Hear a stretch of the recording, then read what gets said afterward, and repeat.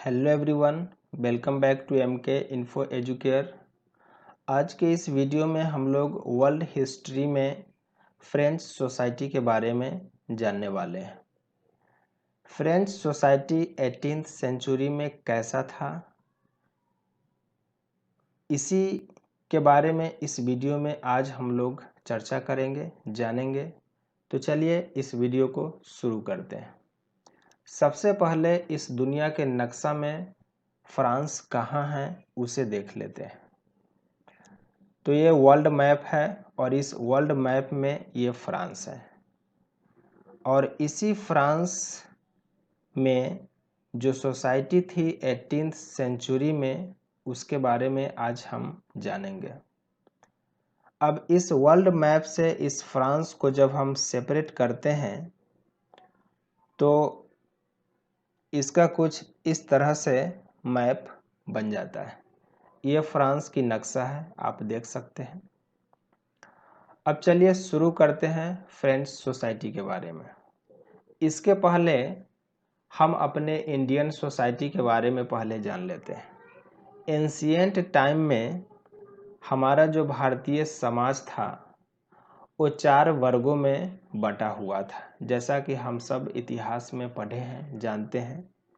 वो 4 वर्ण जो था, जिसको 4 वर्ग कह सकते हैं, जिसमें हमारा इंडियन सोसाइटी विभक्त था, उसमें सबसे जो पहला था वो था ब्राह्मण, दूसरा था क्षत्रिय, तीसरा था वैश्य और चौथा था शूद्र।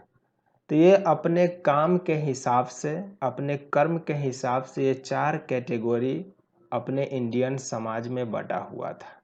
ब्राह्मण लोग यज्ञ अनुष्ठान कराते थे, क्षत्रिय लोग शासन करते थे, लड़ाई करते थे, और जो वैश्य लोग थे ये व्यापारी लोग होते थे, बिजनेस व्यवसाय करते थे, और जो शूद्र होते थे उनका काम था सेवा करना, सारे लोगों की खुशामद करना, ठीक है, उनके पैरों के तले रहना।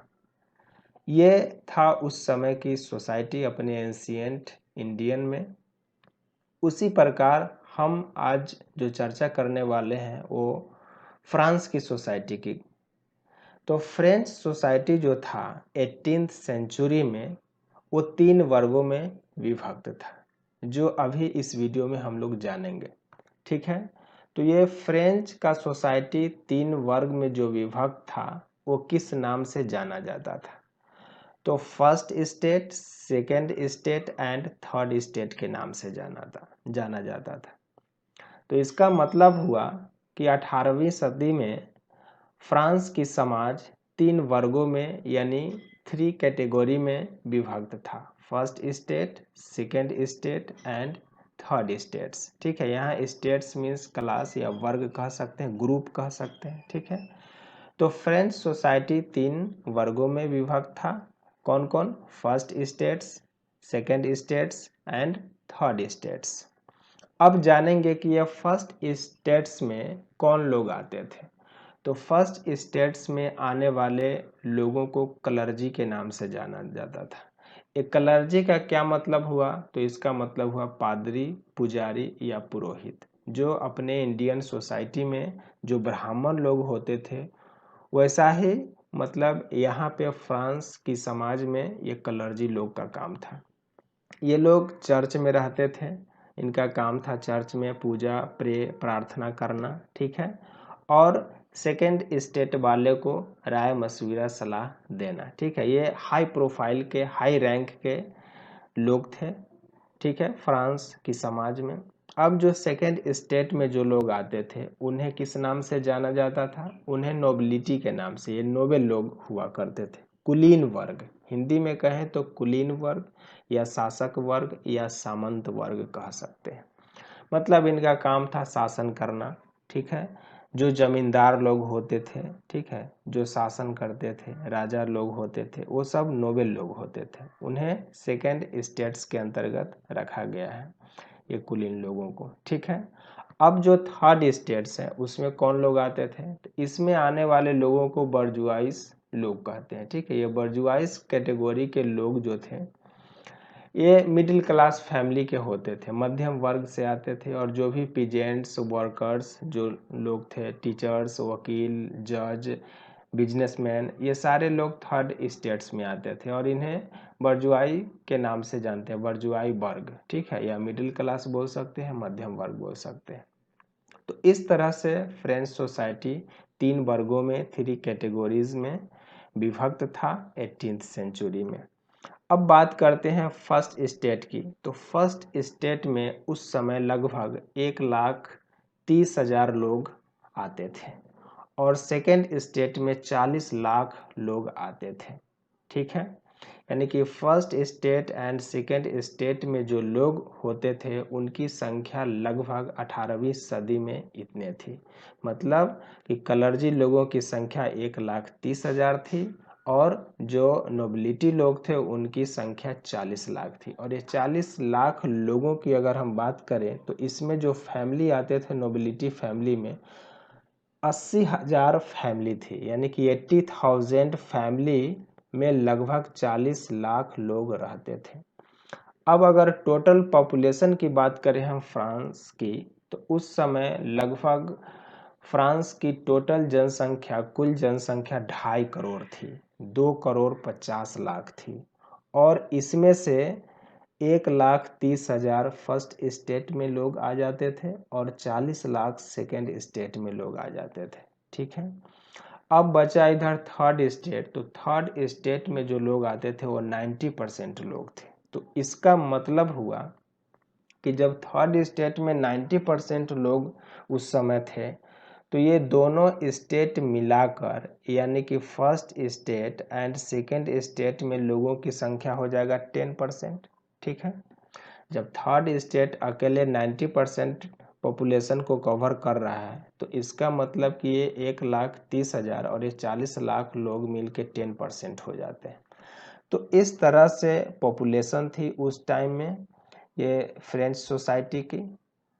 अब बात करते हैं कि जो थर्ड स्टेट में जो आने वाले जो लोग हैं, जो मिडिल क्लास से आते हैं, जो मध्यम वर्ग से आते हैं, ये टैक्स पेई हैं। टैक्स पेई मतलब करदाता है। जो बर्जुआई लोग हैं इनको टैक्स देना पड़ता है। किनको देना पड़ता है? तो ये फर्स्ट एंड सेकेंड स्टेट वाले को देना पड़ता है। ये जो फर्स्ट एंड सेकेंड स्टेट वाले जो लोग हैं, जो कलर्जी लोग हैं, जो चर्च में रहते हैं और जो शासन कर रहे हैं, कुलीन, शासक, सामंत, ये नोबिलिटी लोग, ये तरह तरह के टैक्स जो है ये थर्ड स्टेट वाले पर लगा देते हैं अपने मनमानी ढंग से, अपने शान शौकत को पूरा करने के लिए, अपने अय्यासी की ज़िंदगी जीने के लिए ये अत्याचार करते हैं थर्ड स्टेट वाले लोगों पर, ठीक है। और ये जो 2 स्टेट के जो लोग हैं ये टैक्स फ्री होते थे। इन्हें किसी प्रकार का कोई कर नहीं देना पड़ता था। ये लोग ही कर वसूलने का काम करते थे, ठीक है। और ये कर मुक्त थे, इसलिए इनकी ज़िंदगी शानो शौकत ऐशो आराम की थी। और ये बेचारे थर्ड स्टेट वाले जो लोग थे ये बहुत ही मतलब दुख भरे ज़िंदगी, बदहाली की ज़िंदगी जी रहे थे। अब जैसा कि अभी हमने जाना कि ये जो थर्ड स्टेट के जो लोग हैं उसमें जो लोग आते हैं वो डॉक्टर आते हैं, लॉयर मीन्स वकील, जज आते हैं, टीचर मीन्स शिक्षक, बिजनेसमैन व्यापारी, राइटर लेखक, आर्टिसन मीन्स शिल्पी कलाकार जो भी लोग हैं, फार्मर्स किसान, पीजेंट्स, वर्कर्स मजदूर, ये सारे लोग थर्ड स्टेट में हैं। और ये 90% पॉपुलेशन को कवर करते हैं और इन्हीं को जो है उस 10% वाले को कर देना पड़ता है। और तरह तरह की कर अलग अलग ढंग से इन्हें देना पड़ता है। इनके ऊपर मनमानी ढंग से कर लगाकर इनका शोषण किया जाता है, इन पर ज़बरदस्ती इनसे काम लिया जाता है, एक अमानवीय व्यवहार इनके साथ किया जाता है, एक जानवरों की तरह इनके साथ सलूक किया जाता है थर्ड स्टेट वालों के साथ, ठीक है। इसलिए इन लोगों के अंदर एक मतलब अजीब सा एक अमानवीय फीलिंग हो रही थी, ठीक है। तो इसके चलते ये लोग जो है रिवोल्ट करते हैं, है ना, एक क्रांति शुरू करते हैं, ठीक है। जो फ्रांस की क्रांति के नाम से इतिहास में जाना जाता है। फ्रेंच रिवॉल्यूशन जो 1789 में होता है, 1789 में। अब जानते हैं कि ये जो फर्स्ट स्टेट के जो लोग हैं, जो कलर्जी लोग हैं, इनको इस फर्स्ट पिक्चर के द्वारा हम समझ सकते हैं। ये पुजारी लोग हैं जो चर्च में रहते हैं। ये सेकेंड स्टेट के लोग हैं, नोबेल लोग हैं जो शासन करते हैं। और ये थर्ड स्टेट वाले हैं जो जज, लॉयर, टीचर, ये सब हो सकते हैं। तो इस तस्वीर से हम तीनों स्टेट में हम फ़र्क को समझ सकते हैं। अब नेक्स्ट जो पिक्चर है इसमें हम देख सकते हैं कि ये कलर्जी लोगों का है। ये पादरी लोग हैं, पुजारी लोग जो चर्च में रहते हैं। अब नेक्स्ट पिक्चर है जो नोबिलिटी लोग हैं, जो सेकेंड स्टेट में आते हैं, जो शासक वर्ग है, किस तरह से अपने ऐशो आराम की ज़िंदगी जी रहे हैं। ठीक है। अब ये जो नेक्स्ट पिक्चर है इसमें हम देख सकते हैं ये थर्ड स्टेट वाले जो किसान, लेबर, जो भी पीजेंट्स है, वर्कर्स है, ये सारे लोग थर्ड स्टेट में आ रहे हैं। तो इस तरह से फर्स्ट एंड सेकेंड स्टेट वाले जो लोग हैं थर्ड स्टेट पर बहुत जुल्म, अत्याचार ढाते हैं और इससे तंग आकर ये लोग जो है इनके प्रति आंदोलन शुरू कर देते हैं। और ऐसा कहा जाता है कि उस समय 18th सेंचुरी में जो फ्रांस की जो समाज थी वो क्या होता था कि उसके बारे में ऐसा धारणा है कि it is said that the nobles fight, the clergy pray and the people pay. मतलब जो नोबेल लोग हुआ करते थे वो उनका काम था लड़ना। कुलीन लोग लड़ते थे और क्लर्जी लोग प्रार्थना करते थे चर्च में। और इन लोगों का खर्च जुटाने का काम जो है थर्ड स्टेट के लोग यानी कि आम जन साधारण लोग, जो जनता है, वो इनका खर्च जुटाने का काम करती है, ऐसा कहा जाता है। ठीक है।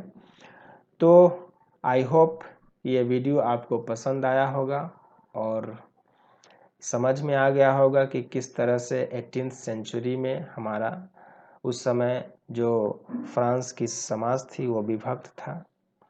तो मिलते हैं फिर नेक्स्ट वीडियो में, तब तक के लिए गुड बाय।